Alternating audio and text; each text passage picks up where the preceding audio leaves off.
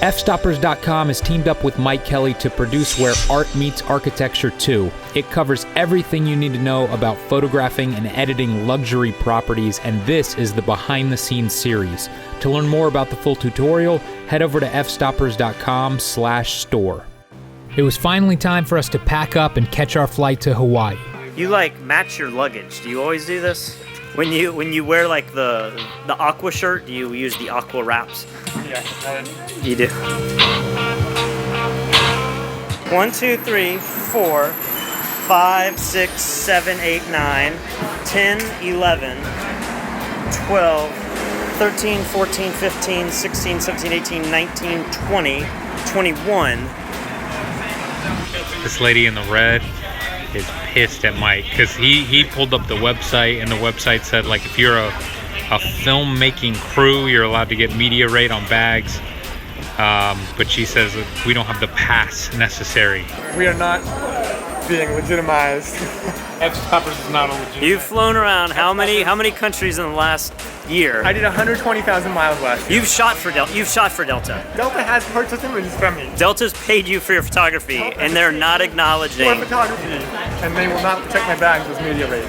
She's like, you have to have a badge number. Who makes that up? Just the person who printed the badge makes up the stuff that's on the badge. This isn't some official thing. I'm gonna make one for every single bag. How many bags did we have? 13 checked bags. 13. I blame Mike. I don't think he needs all this stuff. They will all get used loose once, I promise. At this point, what are we doing? We're just paying the full rate, and then Delta's gonna... Full rate. We went over $600. $600 on luggage. With a credit card that gives me free bags for everyone. So here's all of this media luggage. We've been tweeting with Delta to get this resolved, and Delta has actually been pretty good. They're responding back to us. Believe it or not, before we even took off, Delta had refunded our credit card the entire difference just from us tweeting them. Somehow we have the last row, which means the seats don't recline. They recline. These do? Yeah, you're reclining right now. Oh yeah, we're laying down. Honolulu. Actually, we're not in Honolulu. I don't know where we are. Kona Island? The Big Island? I still have to figure that out. It's rare that I'll be on a flight for 6 hours and not actually know where I'm landing. What island are we on? Woo! This is the Big Island of Hawaii. Is that the official name? The Big Island? It is the official name. The Big Island, that's an official name. Let's see if Lee knows where we're at. Can you take a guess where we are? The Big Island of Hawaii? That's the official name, the Big Island. Yeah, you got it right. Okay. I had no idea where we were. David and I grabbed the rental cars while the rest of the crew grabbed the bags, and then we drove 3 hours to the other side of the island. You're acting like I did something. I didn't do anything. You were there! Patrick's getting a little angry because he lost his bag because he grabbed the wrong person's bag. I didn't grab any bag. What bag? Now he's yelling at me. So this looks like yours, but it's not yours. That means someone else has our drone. No! Now I'm upset. That night, we all decided to go to sleep and worry about the bag the next day. So it's the first morning in this amazing house. It's the first time I've actually gotten to see it. It was so dark last night when we got in, and it was so late, but oh my gosh, this place is absolutely amazing. It's probably my favorite place that we photographed or gotten to stay at yet. So Patrick has you doing this right now, finding his bag? I'm just taking some initiative. Oh, okay. We have Cindy Blunt's bag. So Patrick's bag definitely was delivered yesterday. Oh. So she definitely stole our bags. Someone has to now take our bag back. But it's But still, it's a good lesson. I still think when it comes to responsibility, I could have been more proactive to make sure every bag was accounted for. Just every one of us could have been more, we should have stopped and been Whoever took the bag off the carousel is most at fault because you didn't look. Well, that's it. I'm never helping with bags again. I mean, I thought everyone came by and looked at their bag to make sure their shit was there. Who was the one then that had the bag at the car and lifted it into the car? So basically, that was David. Will you just say on video that Patrick is definitely to blame for this fiasco? At the very least, he should not have some other woman's bag. That's very true. But again, I blame this woman, and it's not because she's not here. It's because she If you're a normal, I'm cutting this off. It's over. It's over. All right, so I have no idea if my luggage is actually at the airport, but I'm having to drive by myself 2 hours all the way back to the Kona International Airport, drop off the bag that we have, hopefully get our bag with my clothes and the drone, and drive 2 hours back while everybody teaches the first lesson. We're at this incredible house called the Robert Trickey House. It has won a ton of awards. It's been featured in a lot of books. It's about 10 years old now, but nonetheless an absolutely gorgeous house, and we're super excited to be photographing it. As you can see, I am completely surrounded by lava on all sides of the house, and it's really gonna make for some interesting photos. I'm gonna walk you through my thought process as we shoot interiors, exteriors, daylight, dusk, morning, and night. We're gonna cover a lot of ground over the next few days, and I'm really excited to show you what we got. My goal is to take some cool time lapses while I take this 4-hour trip.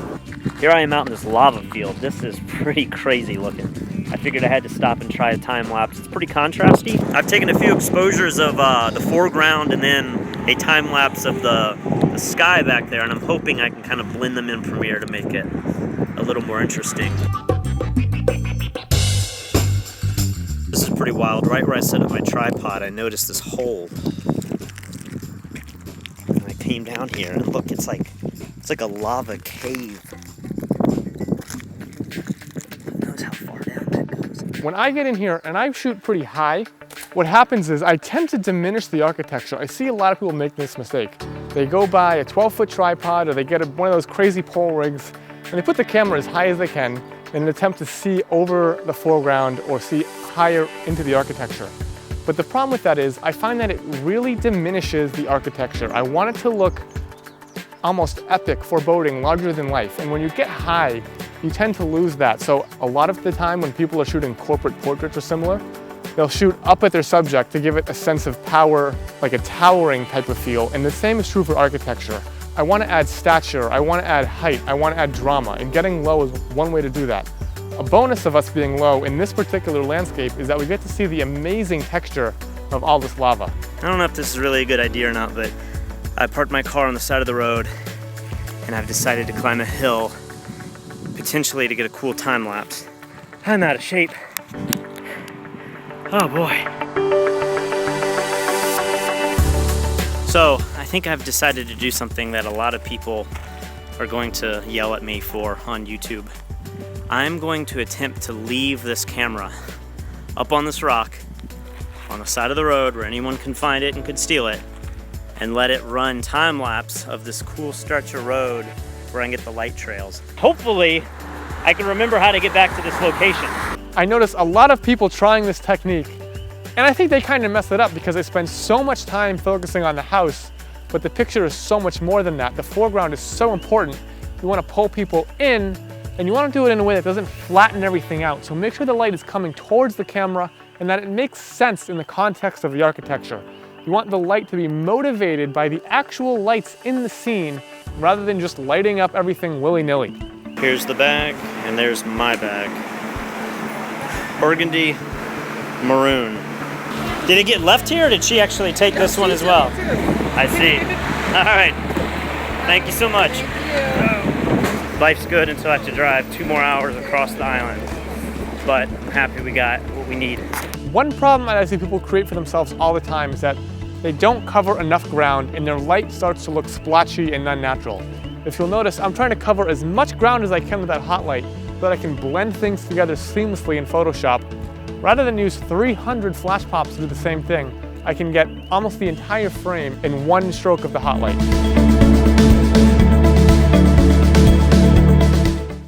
Yeah, I just got the bag, so I'm heading back.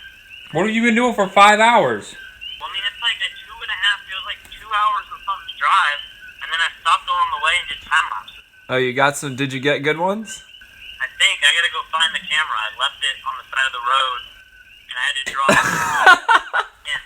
But are you sure the camera hasn't been stolen? And you know where along the highway it was? Surprisingly, Patrick was able to recover the camera, and he ended up getting a pretty awesome time-lapse to boot.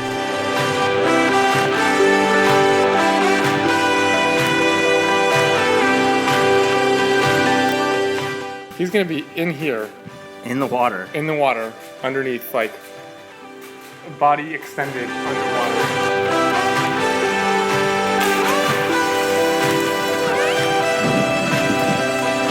Ready? Bathing suit on. Pointed toes. I just had to say it right there. Why did you get him to do this? I didn't get him to do this. I thought his ass craft would make a nice reading line.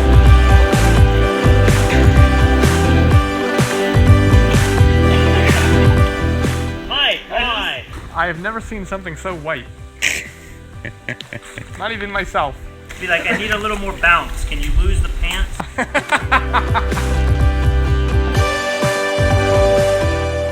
Wait, what are you doing? I'm gonna jump off the roof. Jump off the roof. Too tempting. How can you not? How can no one excited?